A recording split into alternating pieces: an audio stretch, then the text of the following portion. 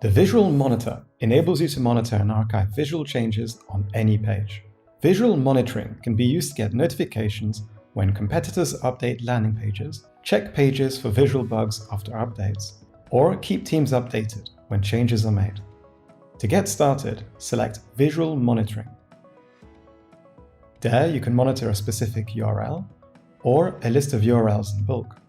Type the URL to monitor and the device screen size you would like to use, then click Preview.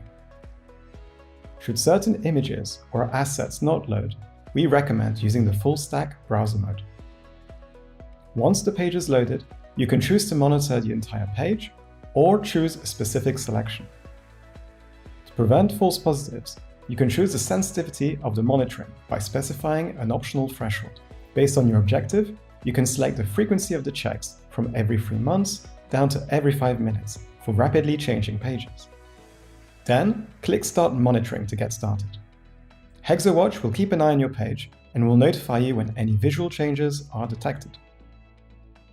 The Visual Monitor also provides advanced settings, including optional residential proxies for more complex scenarios, providing access to server locations all around the world, custom browser actions that enable you to perform browser actions, including click, type, delay, and scroll,